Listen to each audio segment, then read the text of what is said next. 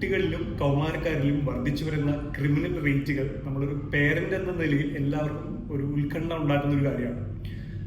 അതിൽ അവർ കളിക്കുന്ന വീഡിയോ ഗെയിമുകൾക്ക് എന്തെങ്കിലും പങ്കുണ്ടോ എന്നുള്ളത് സ്ഥിരം പേരൻസ് നമ്മുടെ ക്ലിനിക്കിലൊക്കെ വരുമ്പോൾ ചോദിച്ച് കേൾക്കാറുള്ള ഒരു ചോദ്യമാണ്. അത് ഞാൻ doctor Rakesh, consultant paediatric neurologist, Paramala hospital. കുട്ടികൾ കളിക്കുന്ന വീഡിയോ ഗെയിമുകൾ ഏത് സ്വഭാവത്തിലുള്ളതാണെന്ന് തീർച്ചയായിട്ടും പേരൻസ് അറിഞ്ഞിരിക്കണം.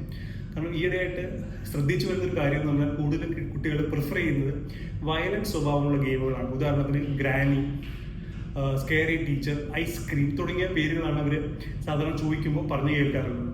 ഈ ഗെയിമുകൾ അത്രയും വളരെ അധികം വയലന്റ് സ്വഭാവമുള്ള ഗെയിമുകളാണ്.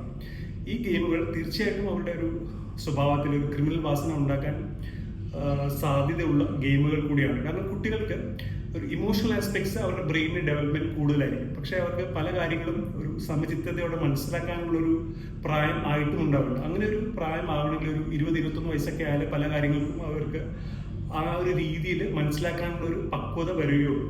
അതുകൊണ്ട് തന്നെ ഇത്തരം ഗെയിമുകൾ അവരുടെ സ്വഭാവത്തിലെ ക്രിമിനൽ വാസന കൂട്ടുകയും ചെയ്യും.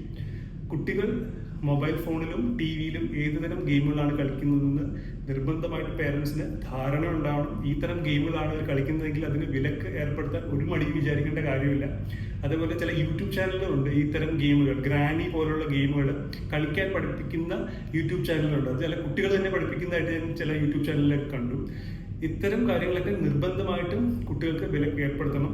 ഇല്ലെങ്കിൽ ഭാവിയിൽ ഇപ്പോൾ കണ്ടുവരുന്നതിനേക്കാളും കൂടുതൽ വയലൻസ് കുട്ടികൾ കാണിക്കാനുള്ള ഒരു പ്രവണത കണ്ടുവരുന്നുണ്ട്. അത് നമ്മൾ നേരത്തെ ശ്രദ്ധിച്ചാൽ ഒരു പരിധിവരെ നമുക്കതൊക്കെ തടയാൻ സാധിക്കും. Thank you.